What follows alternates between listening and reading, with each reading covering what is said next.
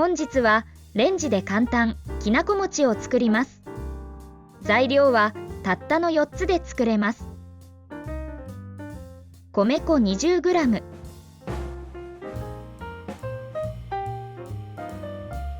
きなこ 10g、 羅漢果 5g、 お好みの甘味料で OK です。粉類を混ぜ合わせます。今回の材料はあまりダマにならないので、この作業は省略しても OK です。水 60g、 50g でも作れましたが少し硬かったです。すべての材料をしっかり混ぜます。甘さは控えめなのでお好みで追加してください。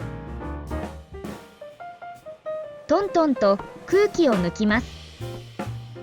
蓋をして600ワットの電子レンジで3分加熱します。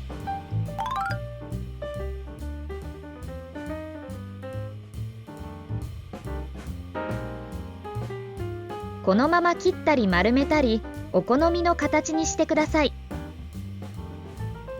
まずはこのまま切って四角いきなこ餅に仕上げます。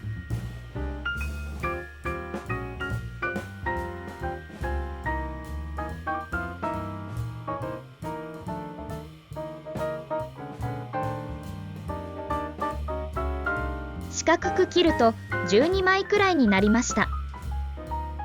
1枚あたり糖質は約 1.4g です。きな粉をトッピングするとくっつきにくく香りも良くなります。もっちりきなこ餅の完成です。冷めても比較的柔らかいですが、再び加熱するともちもちになります。続いて同じ材料でお団子型のきなこ餅を作ります。600ワットのレンジで3分加熱したきなこ餅をこねてまとめます。お餅が冷めると丸めにくいので冷める前に形を作ります。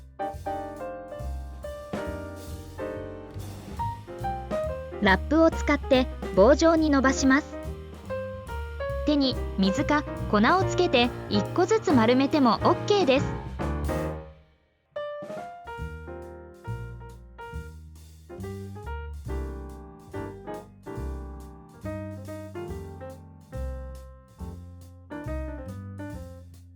きな粉をまぶすとくっつきにくいです。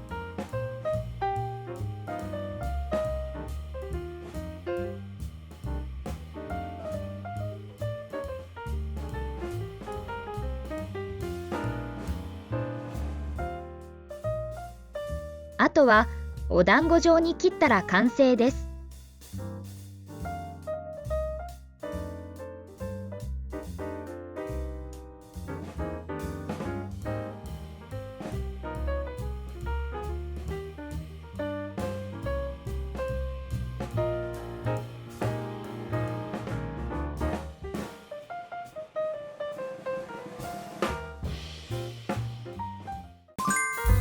今回使った材料は米粉 20g、 きなこ 10g、 羅漢果 5g、 水 60g。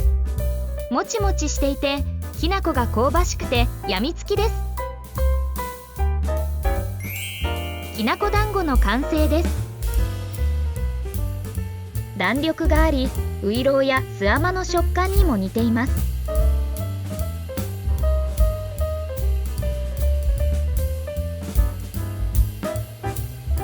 串に刺したらかわいいお団子の完成です。